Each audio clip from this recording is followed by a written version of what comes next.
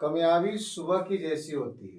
कामयाबी सुबह की जैसी होती है, मांगने से नहीं जागने पर मिलती है, मांगने से नहीं जागने पर मिलती है। हाय गाइस, मैं एस आलम, आप लोग का स्वागत है एस आलम मैथ्स अड्डा पर। मैं एसएससी जीडी का एग्जाम देखते हुए उसी से रिलेटेड मैं क्वेश्चन आप लोग को बताने वाला हूँ।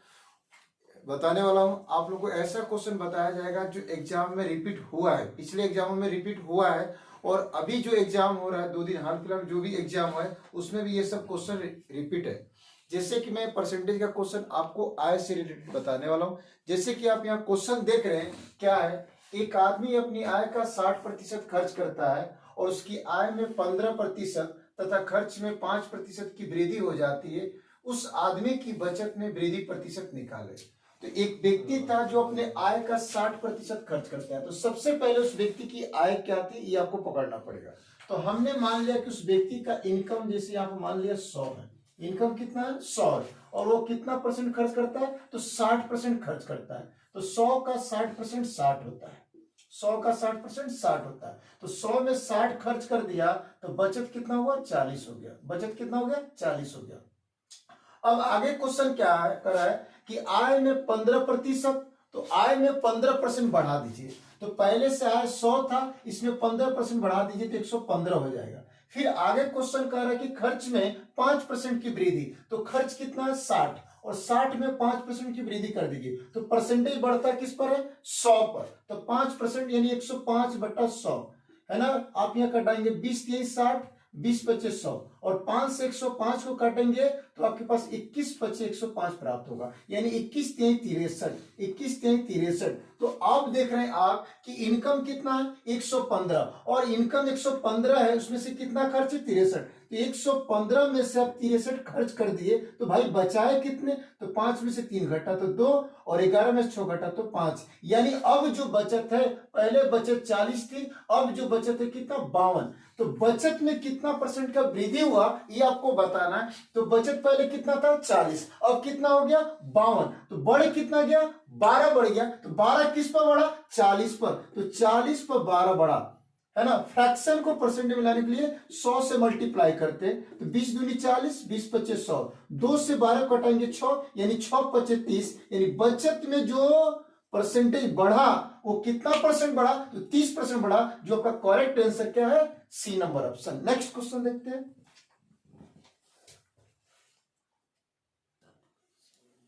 चलिए नेक्स्ट क्वेश्चन देखते हैं, आय से रिलेटेड क्वेश्चन है।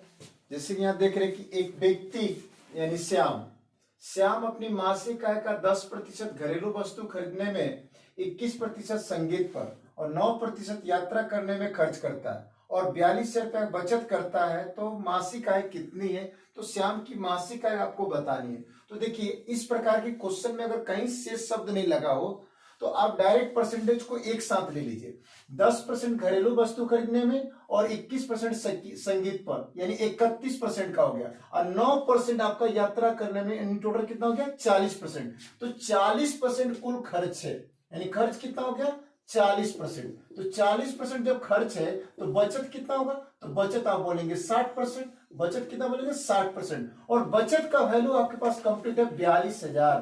कितना कंप्लीट है, 42,000 रुपया कंप्लीट है। तो आप 1 0 से 1 0 कटा दिए, 6 7 42, यानी 700, यानी 1% का वैल्यू कितना हो गया 700। 100% निकालेंगे तो 100% निकालेंगे तो 700 में 100 से गुना करेंगे तो 70,000 रुपया, यानी 70,000 रुपया श्याम की मासिक आय हो जाएगी। वो कैसे, तो आप यहाँ पर देख रहे हैं कि 40% खर्च और 60% बचत, यानी टोटल कितना 100%, यानी 100% में उसका इनकम। तो श्याम का मासिक इनकम क्या होगा 70,000। जो आपका कंप्लीट आंसर क्या हो जाएगा, बी नंबर ऑप्शन।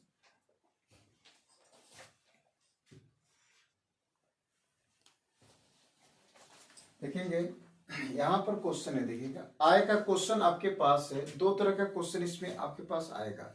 एक डायरेक्ट जब आपके पास बोला जाए कि 10% इन वस्तु को खरीदने पर, 20% इन वस्तु को खरीदने पर, 15 से इस वस्तु खरीदने पर, तो अगर वो डायरेक्ट परसेंटेज बोल रहा है, बीच में कहीं शेष नहीं बोल रहा है, तो उसको परसेंटेज को एक साथ कर लेंगे। अगर आपको मालूम पड़ जाए कि हाँ 20% खर्च है तो 80% की बचत हो जाएगी। लेकिन जहां अगर शेष का बात आने लगे उस परसेंटेज को आप अलग अलग अप्लाई करेंगे। जैसे कि आप यहाँ देख रहे हैं कि राम अपनी मासिक आय का 20% अपनी घरेलू आवश्यकताओं पर, शेष आय का 15% पुस्तकों पर और शेष आय का 30% कपड़ों पर खर्च करता है, तो भी उसके पास 9520 रुपया बचते हैं, तो उसकी मासिक आय कितनी है? तो आप सबसे पहले यहां ध्यान दीजिए कि 20%, तो 20% खर्च है, 20% खर्च है, इसको फ्रैक्शन में देखेंगे तो 1/5, यानी खर्च 1 होगा, कितना में? 5 में। तो 5 में से 1 खर्च हो गया तो 4 बचत, तो 5 इनकम है, 5 क्या है? इनकम है, तो 5 इनकम है, 1 खर्च हो गया तो 4 बचत लिखेंगे। फिर शेष का, तो शेष का 15%, तो आप 15% को डील करेंगे फ्रैक्शन में तो 3/20 हो जाएगा, यानी 20 में कितना खर्च? तो 20 में 3 खर्च, तो भैया 20 में 3 खर्च तो बचत कितना? तो 17, तो 20 में 3 का खर्च हो गया, 20 इनकम है, 3 का खर्च हो गया, 17 बचत हो गया।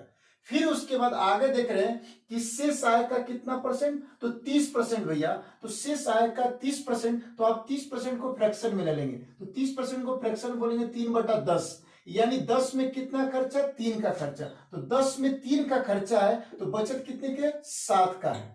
अब इसमें देखिए डायगोनल कटे तो कटा दीजिए, 4×5 = 20, ये कट गया मेरे प्यार भाई, तो 50, 5 में 5 से गुना करेंगे तो 25, 25 में भैया 10 से गुना करेंगे 250, यानी इनकम का वैल्यू 250 हो गया। और 17 7 119, यानी 17 7 119, ये किसका वैल्यू हो गया? बचत का वैल्यू हो गया। तो बचत कितना है? 9520, तो 9520 आप 1 यूनिट का मान निकाल ले, तो 17 से कटाएंगे तो 17 × 5 = 85, 95 में से 85 घटेगा तो 10 बचेगा, ऊपर 2 आएगा, तो 17 × 6 = 102, लास्ट में 0, ये कैंसिल हो गया। 17 × 8 = 56, लास्ट में 0, 80 आ गया, यानी 1 का मान कितना रुपया आ गया? 80 आ गया। तो आपको 250 का मान निकालना है, तो 250 में 80 से गुना कर देंगे, तो 80 पर एक 0 और एक 250 पे 0, यानी डबल 0। अब 25 से 8 हो जाएगा 200, 25 से 8 हो जाएगा 200, यानी श्याम, यानी राम है यहाँ पर, तो श्याम की भैया मासिक इनकम कितना बोलेंगे? 20,000। आपके पास कंप्लीट ऑप्शन हो जाएगा क्या? सी। देखिएगा ऐसा जब क्वेश्चन आता है और वो शेष बोलता है तो उसको अलग अलग लिखे, जैसे 20% बोले तो 20% खर्च आपसे बोलता है तो 1/5 बोले तो 5 में कितना खर्चा? 1 का खर्चा, तो 5 में अगर 1 खर्च हो जाए तो भैया बचत कितना होगा? 4 का। फिर 15% बोल रहा है शेष का, तो उसको अलग डील कीजिए, तो 3/20 लिखेंगे, तो 20 में कितना खर्च? 3 का, तो 20 में से 3 खर्च तो 20 इनकम और 3 खर्च तो बचत कितना का? 17 का। फिर यहां बोला गया 30% खर्च शेष का, तो 30% को फ्रैक्शन में लेंगे तो 3/10 हो जाएगा, यानी 10 में कितना खर्च? 3 का, तो 10 में 3 खर्च तो बचत कितना का? 7 का। अगर डायगोनल कटे तो कटा दीजिए, तो आपके पास देखिए 4 से कट गया था, ये 20 5 बढ़ते हुए, तो 50 25 250, यानी इनकम का वैल्यू 250 आपके पास में आ गया। और उसके बाद बचत का वैल्यू, तो आप 17 7 119 भी लिख सकते हैं, या 17 × 7 लिखे, तो ये बचत है। तो बचत 9520 था, एक बार 17 से डिवाइड किए तो 560 आ गया, और फिर 7 से डिवाइड करेंगे 560 में तो 80 आ जाएगा, यानी 1 का वैल्यू कितना रुपया हो जाएगा? 80 रुपया होगा। इनकम बताना है तो इनकम का वैल्यू कितना? 250, तो 250 में 80 से गुना करेंगे, 20,000 इनकम की प्राप्ति हो जाएगी। नेक्स्ट क्वेश्चन देखते हैं हम लोग। देखेंगे अब परीक्षा संबंधित प्रश्न देखेंगे, है कि नहीं। अगर कोई विद्यार्थी 5 अंक से फेल है तो उसको 5 अंक दे दिया जाए तो क्या हो जाएगा? पास हो जाएगा। अगर कोई विद्यार्थी पास से अगर 10 अंक ज्यादा है तो उसमें से घटा दीजिए तो पास के बराबर हो जाएगा। तो आप यहाँ क्वेश्चन को समझेंगे। देखिए क्या है, एक विद्यार्थी को एक परीक्षा में उत्तीर्ण होने के लिए 36% अंक की जरूरत थी, यानी पास होगा तो कब होगा? जब वो 36% लाएगा। एक विद्यार्थी है, उसको पास होने के लिए कितना परसेंट अंक चाहिए? 36% अंक चाहिए। पास होने के लिए कितना परसेंट? 36% मार्क्स चाहिए। वो 24% अंक लेकर आया। भैया 36 पे तो पास है, लेकिन लेकर आया कितना? 24%। तो आप ही बताइए ये पास होगा क्या? पास नहीं होगा, क्योंकि 36% पे तो पास है और 24% अंक लेकर आया, और 24% अंक लेकर आया तथा वो 130 अंक से फेल है। तो 24% लाया और 130 अंक से फेल है, तो 130 अंक दे दिया जाए तो विद्यार्थी क्या कर देगा? पास। विद्यार्थी क्या कर देगा? पास। तो पास वाला वैल्यू पहले से कंप्लीट है, तो पास इक्वल टू पास बोलेंगे। 24% 36% में से आगे घटेगा तो कितना परसेंट? 12%, और 12% का वैल्यू कितना हो जाएगा? 130।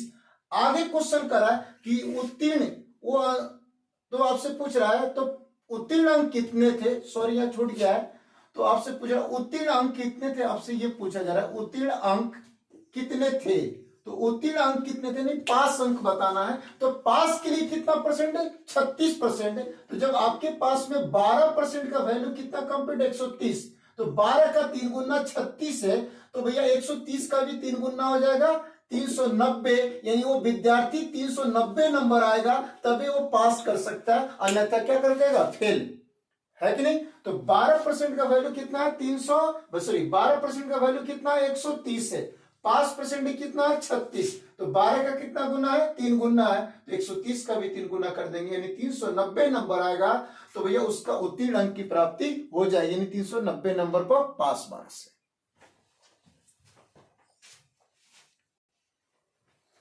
देखिए नेक्स्ट क्वेश्चन देखते हैं, परीक्षा से संबंधित ही क्वेश्चन है, परीक्षा से रिलेटेड क्वेश्चन है। आप यहाँ पर देखेंगे रोहित एक परीक्षा में 346 अंक प्राप्त किया और 14 अंकों से फेल हो गया और पास होने के लिए 40% अंक चाहिए, तो परीक्षा का पूर्णांक बताएं, यानी परीक्षा का अधिकतम अंक बताएं, कितने नंबर का एग्जाम हो रहा है आपको ये बताना है। तो मेरे प्यार में जरा ध्यान दीजिएगा, रोहित 346 नंबर तो लाया, लेकिन ये फेल है कितने अंकों से, 14 अंक से, तो इसमें 14 अंक ऐड कर दिया जाएगा, तो ये पास मार्क्स हो जाएगा, क्या हो जाएगा, पास मार्क्स। आगे क्वेश्चन दे रहा है कि पास होने के लिए कितना परसेंट मार्क्स चाहिए, तो 40%, यानी पास का परसेंटेज आपके पास कंप्लीट है 40%, है कि नहीं। 346 नंबर लाया है, 14 नंबर से फेल है, तो 14 नंबर दे दिए तो पास।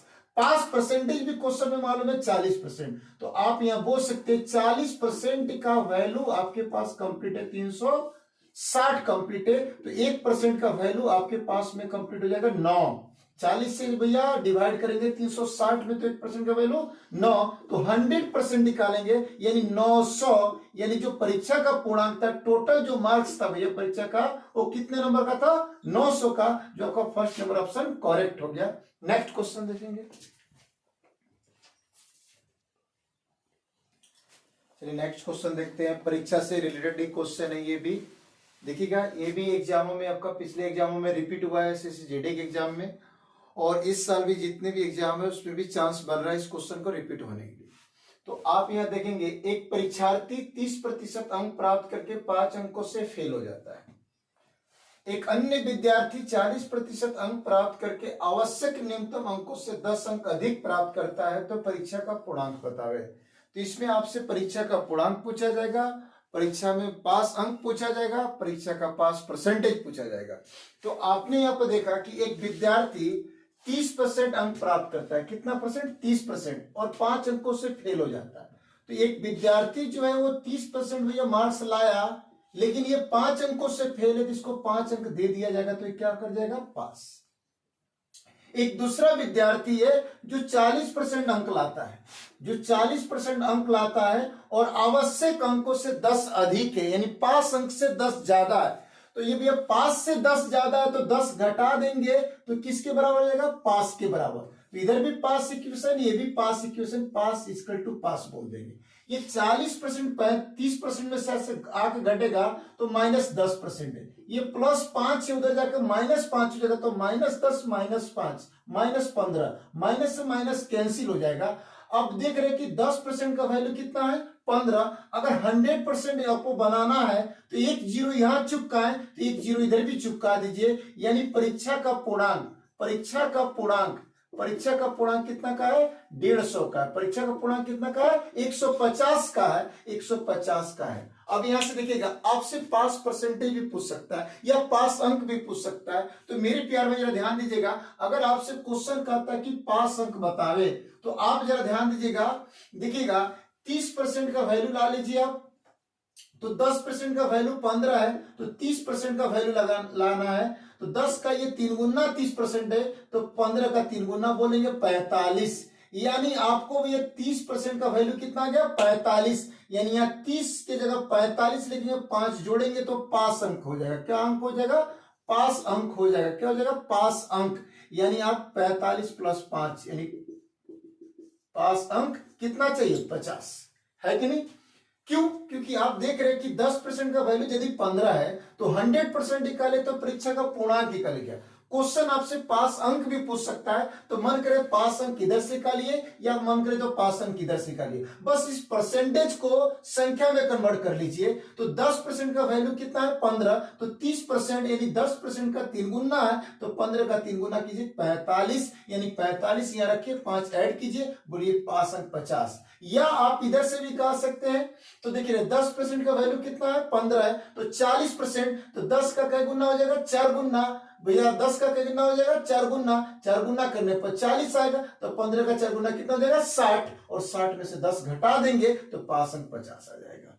पास अंक कितना जाएगा 50। जब आपके पास पास अंक कंप्लीट हो गया तो पास परसेंटेज भी बता सकते हैं, पास परसेंटेज बता सकते हैं, पास परसेंटेज, पास परसेंटेज। तो भैया आप एग्जाम कितना का दे रहे हैं, तो 150 का एग्जाम दे रहे हैं, और 150 में भैया पास कितना 50, फ्रैक्शन को परसेंटेज में चेंज कर लेंगे, 100 से आप गुना कर लेंगे, आप यहां पर देंगे 50 तिहाई 150, 100/3 यानी 33.1/3% पर क्या होगा पास होगा, है कि नहीं। तो इसमें इस प्रकार के क्वेश्चन में पास अंक पूछा जाएगा, पास परसेंटेज पूछा जाएगा, पूर्णांक पूछा जाएगा। एक और मैं क्वेश्चन इस पर सॉल्व करके आप लोग को बता दे रहा हूं, देखेंगे नेक्स्ट क्वेश्चन।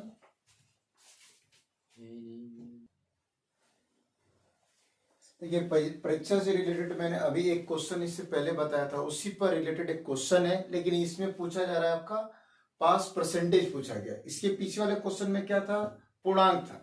तो अभी हम लोग क्वेश्चन देख रहे क्या है कि एक परीक्षार्थी ने 30% अंक प्राप्त किए तथा वो 108 अंकों से अनुत्तीर्ण रहा, अर्थात फेल रहा। दूसरे परीक्षार्थी ने 52% अंक प्राप्त किए, जो उत्तीर्ण होने के लिए आवश्यक अंकों से 24 अंक अधिक है, तो उत्तीर्ण प्रतिशत बतावे। तो मेरे प्यारे एक विद्यार्थी ने कितना परसेंट अंक प्राप्त किया, 30% अंक प्राप्त किया। तो 30% अंक तो प्राप्त किया, परंतु कितना से फेल रहा, तो 108 से। अब कोई विद्यार्थी 108 नंबर से फेल है तो उसको 108 नंबर दे दिया जाए, तो 108 नंबर यदि वो दे दिया जाता है तो क्या कर देगा पास, क्या कर देगा पास। एक अन्य विद्यार्थी है जो 52% मार्क्स लाता है, 52% मार्क्स लाता है, और जो आवश्यक अंकों से कितना अंक अधिक है 24 अंक, तो ये पास से 24 ज्यादा है, तो 24 घटा देंगे तो क्या हो जाएगा पास। तो पास इक्वल टू पास इक्वेशन बन गया। ये 52% आकर अगर 30% में से घटे तो कितना हो जाएगा 22%, कितना हो जाएगा 22%, माइनस 22%। और आप देख रहे हैं 108 जो है, 108 जो इधर प्लस में उधर जाकर माइनस हो जाएगा, तो -24 और -108 यानी -132 हो जाएगा, माइनस से माइनस कैंसिल, 22 छक 132 यानी 1% का वैल्यू कितना है 6।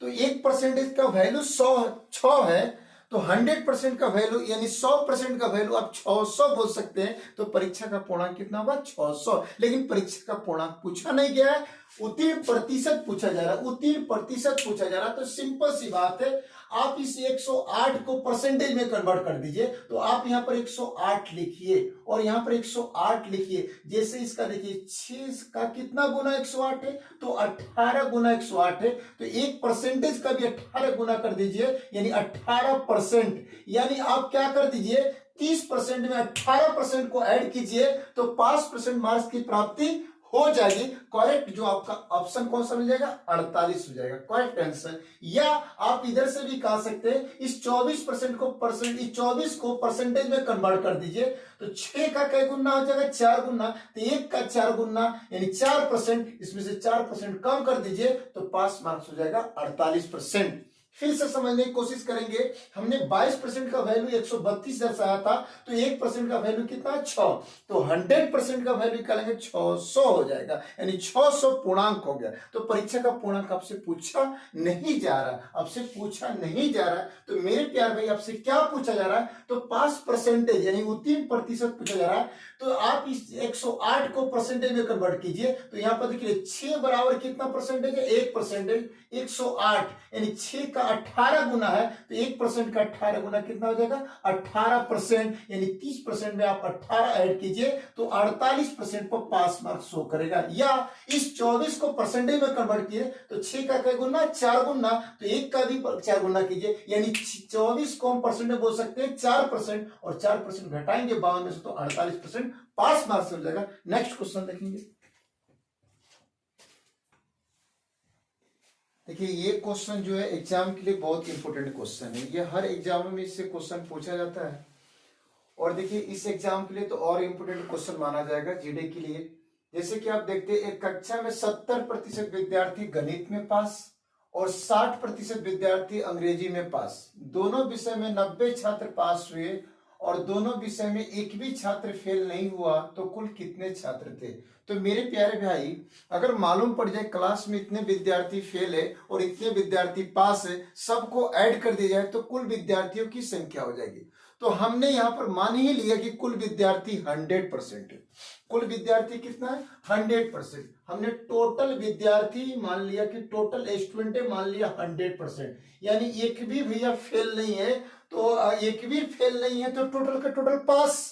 तो आप यहां पर देख रहे हैं कि मैथ्स में आपका 60% पास बताया जा रहा है और इंग्लिश में बताया जा रहा है कि आपके पास में कितना परसेंट, मैथ्स में सॉरी 70%। मैथ में कितने पास है? 70% और इंग्लिश में 60%। आप इसको ऐड किए तो टोटल पास आया 130%, यानी 130। लेकिन यहाँ क्वेश्चन कहा गया कि एक भी फेल नहीं है तो टोटल विद्यार्थी पास होगा, यानी 100% पास होगा। तो 100% पास होगा तो आप यहाँ देख रहे हैं कि 130% है, यानी 100% से कितना ज्यादा है? तो 30% भैया ज्यादा, यानी जो 30% वैल्यू जो होगा वो दोनों में पास विद्यार्थियों की संख्या होगी। दोनों में पास विद्यार्थियों की संख्या, तो दोनों में पास विद्यार्थियों की संख्या कितनी है? 90। तो आप बोलेंगे 30% इक्वल टू 90, 1% इक्वल टू आप 3, तो 100% इक्वल टू आप बोलेंगे 300, यानी 1% का वैल्यू 3, वैल्यू कंप्लीट है तो 100 का मान निकलना, 100 से गुना कर देंगे, यानी टोटल कितने विद्यार्थी होंगे? तो 300, यानी कुल विद्यार्थियों की संख्या 300 की प्राप्ति हो गई, है कि नहीं? अभी देखिए परीक्षा से रिलेटेड सेकेंड पार्ट में भी आपको क्वेश्चन मिलेगा और मैं कोशिश कर रहा हूं कि 2-3 दिन में सारे टॉपिक को आपको रिवीजन करा देने के लिए, जिससे आपको एग्जाम में फायदा होगा। कृपया करके इस वीडियो को आप अनेक जगह शेयर करें ताकि बाकी स्टूडेंट को भी हेल्प मिल सके, है ना। और किसी प्रकार का अगर दिक्कत हो, कोई बात आता हो तो आप शेयर करके भैया बता सकते हैं, भैया कमेंट करके आप बता सकते हैं। और कृपया करके वीडियो को अधिक से अधिक जगह शेयर कीजिए। किसी प्रकार का दिक्कत हो तो आप कमेंट करके बताइए कि सर आपको जो भी दिक्कत आपको लग रहा है कि हाँ कि मुझे समझने में दिक्कत हो रहा है या सर टॉपिक कोई फास्ट हो जा रहा है, तो आप कृपया करके कमेंट करके बता सकते हैं। नेक्स्ट पार्ट में मिलते हैं। जय हिंद, जय भारत।